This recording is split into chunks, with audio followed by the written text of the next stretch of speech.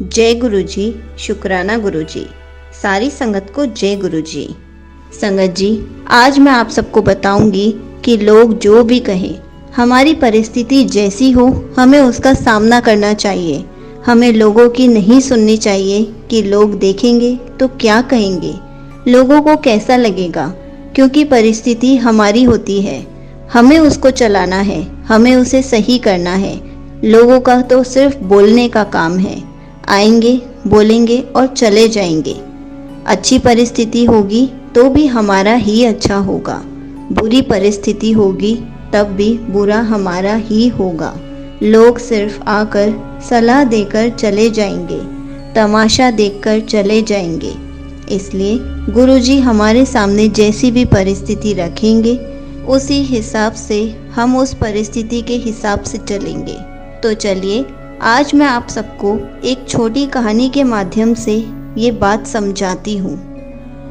एक समय की बात है, एक किसान था जिसके पास एक घोड़ा था। वह अपने इस घोड़े से बहुत प्यार करता था। उसे अपने घोड़े पर बहुत गर्व था, जो किसान की कमाई का जरिया भी था। अभी इस कमाई से किसान अपने परिवार का पेट भरता था। लेकिन एक दिन वह घोड़ा भाग गया। उसके भागने के बाद समाज के लोग और उस किसान के पड़ोसी उसके पास आकर उससे कहने लगे, हे भगवान, तुम्हारा घोड़ा जिस पर तुम्हें बहुत घमंड था वह तो भाग गया। उसको तसल्ली देने लगे कि उसके साथ बहुत बुरा हुआ है। लेकिन किसान ने उसका जवाब बहुत ही सहजता से देते हुए कहा, हाँ, बहुत बुरा हुआ।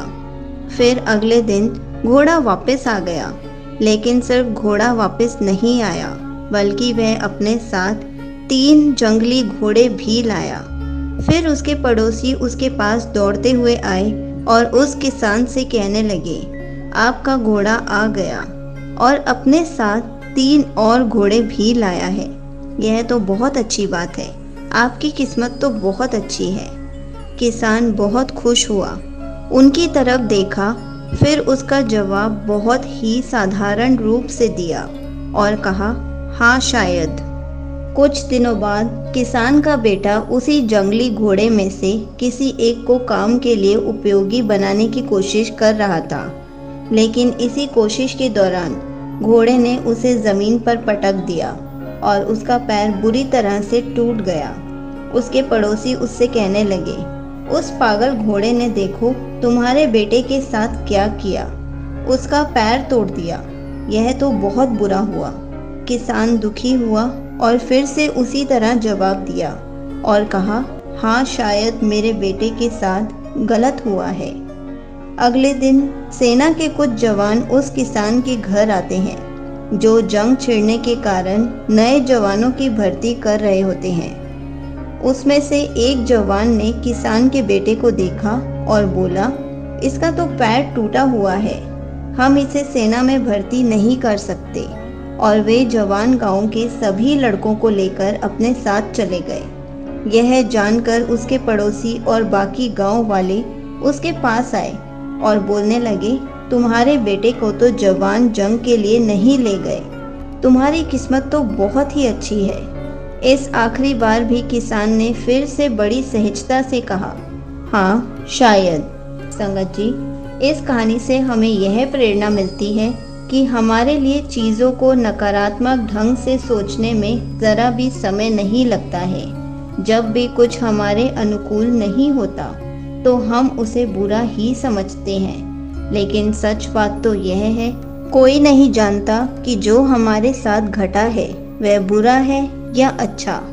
इस कहानी में भी किसान के भावों में परिवर्तन परिस्थितियों के कारण होता है। बुरी परिस्थितियों में वह नकारात्मक हो जाता है और अच्छी परिस्थितियों में वह सकारात्मक हो जाता है।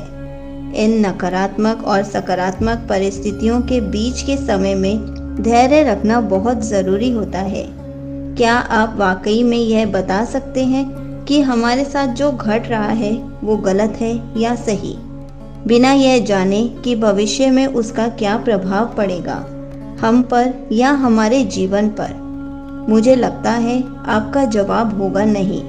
हमारे समाज में, हमारे देश में ऐसे बहुत से महान लोग हैं जो अपने जीवन में असफल हुए, हारे, अनेक बड़ी बड़ी बीमारियों से लड़े, किंतु उन्होंने कभी भी अपना धैर्य नहीं खोया और ना ही हार माने। यही आगे चलकर बड़े प्रसिद्ध हुए, सफलता के मुकाम पर पहुँचे और महान बने। हमारे बड़े बुजुर्ग सही ही कह गए हैं कि जो होता है अच्छे के लिए होता है। यह छोटी सी लाइन हमें बहुत कुछ सिखा जाती है और ये बात हमें कभी नहीं भूलनी चाहिए। हमेशा कोशिश करते रहो, जीवन के पथ पर निरंतर आगे बढ़ते चलो। इसलिए संगत जी, हमेशा कहा जाता है जो भी परिस्थिति हमारे सामने आ रही है उसका सामना करना है, चाहे वो अच्छी हो या बुरी। हमें कभी ये नहीं सोचना चाहिए कि लोग इस पर क्या बोलेंगे या हमें क्या समझाएंगे, क्योंकि परिस्थिति हमारी है, लोगों की नहीं। इसलिए हमें परिस्थिति जिस तरीके से लेकर जाए हमें उसी तरीके से चलते जाना है और उस परिस्थिति के अनुसार सब सही से करना है। जय गुरु जी, शुक्राना गुरु जी।